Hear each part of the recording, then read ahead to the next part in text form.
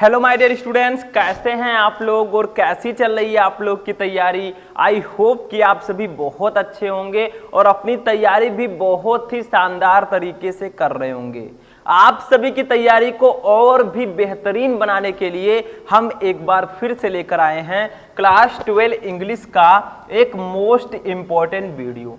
तो जितने भी हमारे स्टूडेंट इस बार 12th में हैं और जिनको बोर्ड एग्जाम 2024 देना है वो इस वीडियो को शुरू से लेकर लास्ट तक देखेंगे, क्योंकि मैंने आपसे पहले ही बताया है कि 12th में हिंदी और इंग्लिश दो ऐसे सब्जेक्ट होते हैं जिसमें आप 100 में 95 प्लस बहुत आसानी से ला सकते हैं। लेकिन ये 95 प्लस सिर्फ कहने से नहीं आएगा, आपको स्मार्ट तरीके से स्टडी करना होगा। मतलब वो सभी टॉपिक पहले पढ़ने होंगे जो आपके बोर्ड एग्जाम में हर साल आते हैं।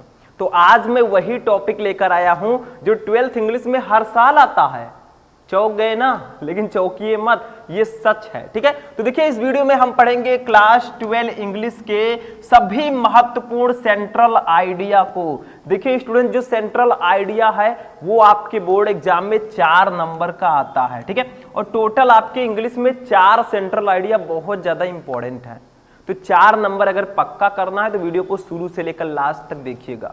मैं इस वीडियो में ये बताऊंगा कि 12th में कौन कौन से सेंट्रल आइडिया इंपॉर्टेंट है। उसके बाद मैं ये भी बताऊंगा कि आपको सेंट्रल आइडिया लिखना कैसे है। ऐसे लिखोगे तो पूरे नंबर मिलेंगे, क्योंकि एक बात याद रखना, शरीर टूटे दिल टूटे, लेकिन एक बात हमेशा याद रखना कि टॉपर बनने का सपना कभी नहीं टूटना चाहिए। आपको टॉपर बनकर दिखाना है। ठीक, तो चलिए स्टार्ट करते हैं आज का ये इंटरेस्टिंग वीडियो। तो देखिए सबसे पहले हम ये जानेंगे कि 12th इंग्लिश में कौन कौन से ऐसे चैप्टर हैं जिनके सेंट्रल आइडिया सबसे ज्यादा इंपॉर्टेंट है। पहले ये जानना जरूरी है। ठीक है, तो देखिए मैंने अपने पर्सनल एक्सपीरियंस से सर्च किया है जिसमें 4 चैप्टर बहुत ज्यादा इंपॉर्टेंट है इस बार 2024 बोर्ड एग्जाम के लिए। सबसे पहला चैप्टर हमारा पोएट्री का फर्स्ट चैप्टर है माई मदर एट 66, यानी कि मेरे 66 साल की माँ। ठीक है, अभी तो मैं आपको बताऊंगा कि कौन कौन से सेंट्रल आइडिया इंपॉर्टेंट है। अभी मैं इसके बाद बताऊंगा कि आपको सेंट्रल आइडिया लिखना कैसे है। मैं लिखकर हिंदी मीनिंग के साथ समझाऊंगा ताकि हमारे जितने भी स्टूडेंट हैं उन सबको ये हमेशा के लिए याद हो जाए। ठीक, 4 नंबर पक्का करवा के रहूंगा। कहीं भी आप क्लास ले रहे हो, लेकिन जो क्लासेस मैं आपको देता हूं उसको आप जरूर ज्वाइन किया कीजिए, बहुत ही हेल्पफुल होगा आपके लिए। ठीक है, दूसरा देखिए an elementary school classroom in ये स्लम। ठीक है, ये भी बहुत इंपॉर्टेंट है। लेकिन यार सेंट्रल आइडिया तो मैं आपको बता रहा हूं, लेकिन क्या आपको पता है कि सेंट्रल आइडिया होता क्या है?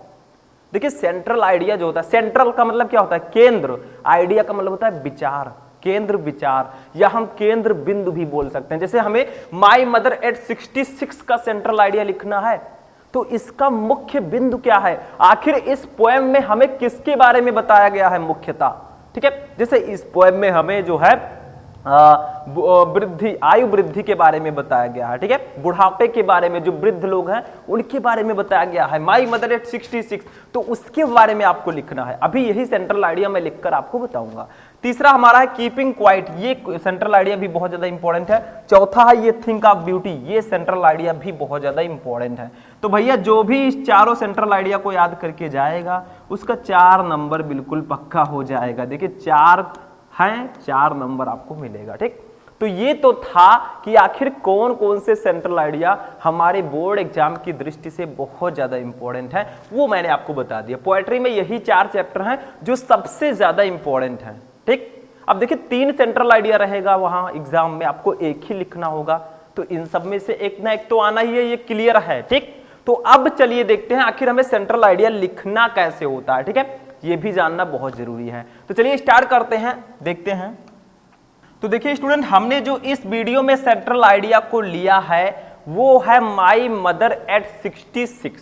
ठीक है, ये आपके 12th इंग्लिश पोएट्री का चैप्टर नंबर 1 है। ठीक है, चैप्टर का नाम क्या है? माई मदर एट 66, मेरी 66 साल की माँ। इसकी जो पोएटेस हैं, जो कवित्री हैं, वो हैं कमला दास जी। ठीक, तो वो अपने 66 साल की माँ को देखती हैं तो उन्हें बहुत बुरा लगता है कि मेरी माँ जो है अब बूढ़ी हो चुकी है, उन पर वृद्धावस्था एकदम से हावी हो चुकी है, ठीक है। वो उनकी स्थिति का यहाँ पर वर्णन करती हैं।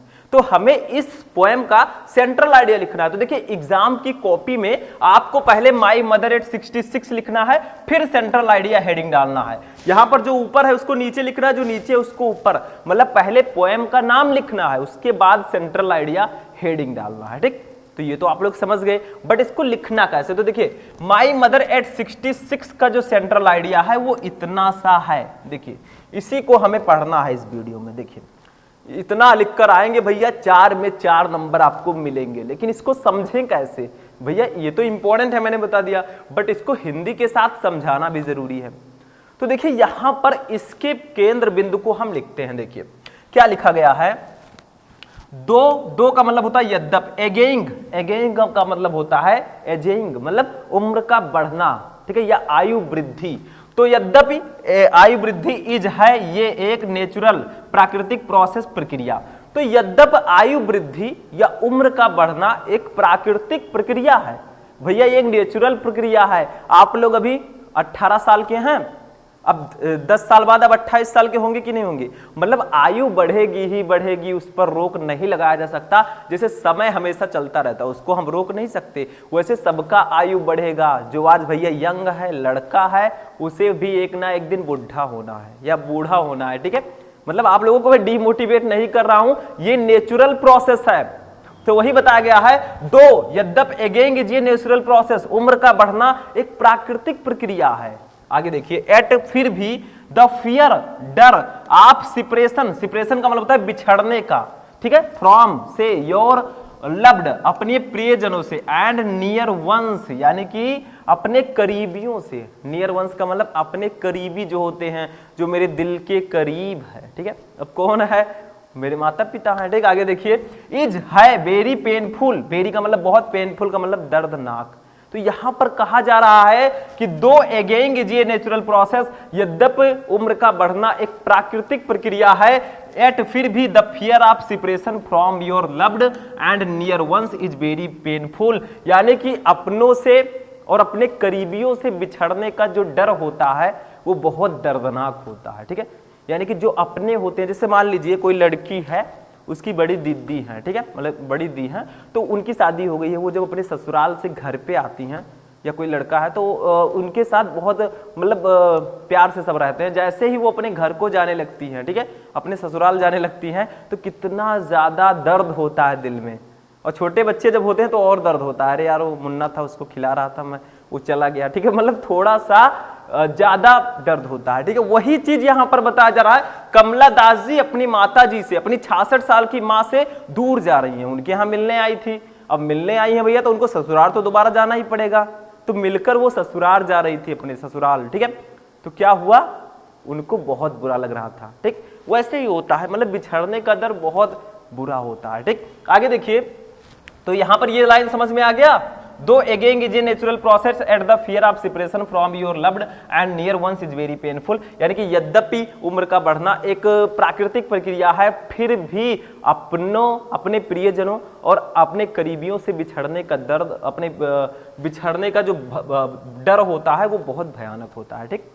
समझ में आया? आगे देखते हैं नेक्स्ट। जैसे मान लीजिए कोई लड़का है, जैसे मान लीजिए मैं लड़का हूं, ठीक है, अब मुझे जॉब नहीं मिल रही है, मान लीजिए, होता है ऐसा, बहुत सारे स्टूडेंट हैं, यूथ हैं, ठीक है, उनको जॉब जब नहीं मिलती तो वो अपने परिवार को छोड़कर वो शहर की तरफ जाते हैं, 2 पैसे कमाएंगे तभी तो घर का खर्चा चलेगा, ठीक। तो उनसे पूछिए कि अपनों से बिछड़ने का दर्द कैसा होता है, उनको पता है, मतलब अपनों को छोड़ के वो शहर जा रहे हैं, उसको कितना दर्द होता है, लेकिन समय और हालात इंसान को मजबूर बना देते हैं, ठीक है, ये समझिएगा। तो ध्यान से, इसीलिए मैं कहता हूं पढ़ाई करते रहो भैया, घर वालों को छोड़ के जाने की नौबत ही नहीं आएगी, ठीक। समझ में आया? आगे देखते हैं। द पोएम, ये जो कविता है, टॉक्स अबाउट, ये बताती है अबाउट के बारे में, द फीलिंग, भावना के, ऑफ लोनलीनेस, लोनलीनेस का मतलब होता है अकेलेपन। तो ये जो कविता है ये उस अकेलेपन की भावना को भी बताती है, दैट जो एज्ड पीपुल एक्सपीरियंस, जो एज्ड पीपल का मतलब होता है वृद्ध आदमी, वृद्ध लोग, जो वृद्ध लोग एक्सपीरियंस अनुभव करते हैं। तो ये कविता उस अकेलेपन को भी बताती है जो वृद्ध लोग अनुभव करते हैं, जो बूढ़े हो जाते हैं वो अनुभव करते हैं। जैसे कुछ लोग होते हैं, मैंने देखा है ना, कि वो जब किसी लायक हो जाते हैं तो वो अपने माता पिता को वृद्धाश्रम में छोड़कर अपनी वाइफ के साथ चले जाते हैं। कितना बेकार है। जिस माता पिता ने तुमको इतने दिन पाला, तुम्हारी पूरी सेवा की, तुमको इस लायक बनाया, उसी को छोड़कर वृद्धाश्रम में चले गए। ठीक, तो ऐसा नहीं करना चाहिए भैया। जिस माता पिता, उस माता पिता की तो मूर्ति लगाकर ना उसकी पूजा करनी चाहिए, क्योंकि उसने तुझे जन्म दिया है। ठीक, तो वही मैं कह रहा हूं, वही चीज यहां पर बताया जा रहा है कि द पोएम टॉक्स अबाउट, ये पोएम उसके बारे में, द फीलिंग, उस भावना के बारे में बताती है, of loneliness that aged people experience, उस अकेलेपन के भावना के बारे में भी बताती है जो वृद्ध आदमी अनुभव करते हैं। ठीक है, एंड और the feeling of guilt, the feeling उस भावना को भी बताती है, ऑफ गिल्ट, आपराधिक भावना को भी बताती है, which जो देयर ऑफ स्प्रिंग, देयर का मतलब उनके, ऑफ स्प्रिंग का मतलब होता है संतान, जो उनकी जो संतानें होती हैं एक्सपीरियंस अनुभव करती हैं, फॉर नॉट बीइंग एबल, यानी कि समर्थ ना होने पर, टू बी विथ, उनके साथ, देयर पेरेंट्स, अपने माता पिता के, इन देयर ओल्ड एज, उनके बुढ़ापे में। यानी कि ये कविता उनके बारे में भी बताती है, उस आपराधिक भावना को भी बताती है जो उनके संतान अपने माता पिता के वृद्ध अवस्था में उनके साथ ना होने पर अनुभव करते हैं। यानी कि जो लड़के होते हैं, मान लीजिए वो अपने घर को छोड़कर शहर चले गए, ठीक है, अपने माता पिता को छोड़कर शहर चले गए, मान लीजिए उनके माता पिता वृद्ध हैं, तो देखिए मजबूरी और हालात जो है अपने परिवार वालों से बिछड़ने पर मजबूर कर देती है। ठीक, तो वो बताते हैं, उस आपराधिक भावना के बारे में भी ये कविता बताती है जो एक संतान अपने माता पिता के वृद्धावस्था में उनके साथ ना होने पर अनुभव करते हैं। ठीक, तो वही यहां पर बताया गया। देखिए फिर से मैं बता देता हूं यहां से, the poem talks about the feeling of loneliness that aged people experience, ये कविता हमें उस अकेलेपन के भावना के बारे में बताती है जो वृद्ध लोग अनुभव करते हैं, जो वृद्ध हो जाते हैं वो अकेलेपन का अनुभव करते हैं, ऐसा माना गया। ठीक है, and the feeling of guilt, और उस आपराधिक भावना को भी बताती हैं, which their offspring experience for not being able to be with their parents in their old age, और उस आपराधिक भावना को भी बताती हैं जो उनकी संतानें अपने माता पिता के वृद्धावस्था में उनके साथ ना होने पर अनुभव करती हैं। ठीक है, मतलब ये कविता हमें इन सब के बारे में बताती है। अभी आगे भी कुछ चीजें हैं, मतलब ये कविता इसके बारे में भी वर्णन करती है, इसके बारे में भी हमें बताती है कि एक बेटी को अपनी माँ से बिछड़ने का दर्द कैसा होता है। ठीक है, अब भैया बेटी है तो बिछड़ना तो पड़ेगा ही, क्योंकि शादी होगी, अपने घर जाना पड़ेगा। ठीक है, तो अपने माता पिता से तो अलग होना पड़ेगा, उसके बारे में भी यहाँ पे बताया जा रहा है, क्योंकि इसकी पोएटेस जो कवित्री हैं वो कमला दास जी हैं। ठीक है, तो आगे देखिए एक लाइन और है, इसको भी देख लीजिए, द पोएम आल्सो एक्सप्लोर्स, यह पोएम उसके बारे में भी हमें वो उसका वर्णन भी करती है, उसके बारे में बताती है, द फीलिंग, उस भावना को, ऑफ मेलनचोली, मेलनचोली का मतलब होता है उदासी की। ठीक है, फीलिंग का मतलब भावना, एंड पेन, और दर्द की भावना को, दैट, जो ए डॉटर, एक लड़की, एक बेटी एक्सपीरियंस अनुभव करती है, व्हाइल, जब, लीविंग हर मदर, अपने माता को छोड़ते समय, ऑल बाई हरसेल्फ, स्वयं को, एट ए राइप ओल्ड एज, एक बुढ़ापे के समय। ठीक है, तो ये कविता उस उदासी और दर्द के भावना को भी प्रकट करती है जो एक बेटी अपने माता को उसकी वृद्धावस्था में छोड़ने पर अनुभव करती है। यानी कि एक बेटी अपनी माँ की वृद्धावस्था पर उसको छोड़ के चली जाती है, उसका भी अनुभव करती है, उस अनुभव को भी ये कविता हमें बताती है। क्योंकि यहाँ पर कमला दास जी जो हैं वो अपने माता जी से बिछड़ रही है और उनकी माता जी की एज है 66 ईयर, क्योंकि चैप्टर का नाम ही है माई मदर एट 66, मेरे 66 साल की माँ। ठीक, तो एक बार मैं इसको फिर से एक्सप्लेन करूंगा ताकि आप लोगों को समझ में आए।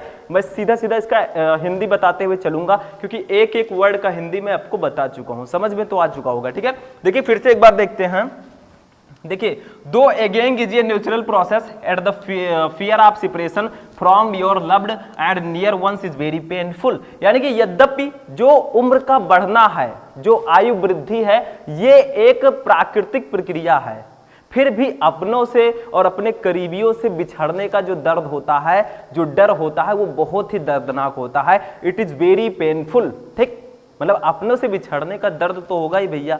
अपनों को छोड़ के आप कहीं जा रहे हैं तो आपके दिल में थोड़ा बहुत दर्द होगा। ठीक है, आगे देखिए, the poem talks about the feeling of loneliness that aged people experience. यानी कि ये कविता हमें उस अकेलेपन के भावना के बारे में बताती है जो वृद्ध लोग अनुभव करते हैं। ठीक है, and the feeling of guilt which their offspring experience for not being able to be with their parents in their old age. और उस आपराधिक भावना को भी बताती है जो उनकी संतानें अपने माता पिता के वृद्धावस्था में उनके पास ना होने पर अनुभव करते हैं। ठीक है, the poem also explores the feeling of melancholy and pain that ये daughter experience while leaving her mother all by herself at a ripe old age। ये पोएम उस भावना को भी, उस उदासी और दर्द की भावना को भी प्रकट करती है जो एक बेटी अपने माँ से बिछड़ने पर महसूस करती है। ठीक है, उस भावना को भी बताती है जो एक बेटी अपने माँ से बिछड़ने पर महसूस करती है। तो भैया कमला दास की माँ 66 ईयर की थी। ठीक है, अगर उनकी माँ थोड़ी यंग होती तो उतना दर्द उनको नहीं होता, लेकिन उनकी माँ जो है वो वृद्ध हो चुकी है। चैप्टर्स में पढ़ा चुका हूं पूरी तरह। उनकी माँ का जो चेहरा है वो पीला पड़ चुका है, जो सर्दी ऋतु का चंद्रमा नहीं होता है उसी की तरह उनकी माँ का चेहरा एकदम निर्जीव दिखने लगा है। ठीक है, बताया था मैंने इसको, क्योंकि सर्दी ऋतु में क्या होता है, शीत होता है। ठीक है, तो जिससे चंद्रमा एकदम स्पष्ट नहीं दिखाई देता, वैसे ही उनके चेहरे की तुलना उससे की गई थी कि उसी तरह फीकी पड़ गई है। ठीक है, तो ये था आपका माई मदर एट 66 का सेंट्रल आइडिया। तो मैंने आपको इस क्लास में बताया कि भैया 12th इंग्लिश में कौन कौन से सेंट्रल आइडिया इंपॉर्टेंट हैं और आपको सेंट्रल आइडिया लिखना कैसे है। आई होप कि आपको समझ में आ चुका होगा। तो आज की ये क्लास मैं यहीं पर फिनिश करूंगा। That's a very emotional class. क्यों? क्योंकि इसमें थोड़ा बहुत डिमोटिवेशन भी देखने को मिला, क्योंकि भैया 66 ईयर की माँ है। ठीक है, कुछ लड़कियों को भी बुरा लगा होगा थोड़ा बहुत। ठीक है, कि अपने माँ से बिछड़ने का डर। तो ये सब चीजें भूलकर हम अपने सिलेबस पर ध्यान देंगे। तो आज की ये इमोशनल क्लास यहीं पर फिनिश होती है। तो चलिए मिलते हैं हम नेक्स्ट वीडियो में नेक्स्ट टॉपिक के साथ। तब तक के लिए जय हिंद।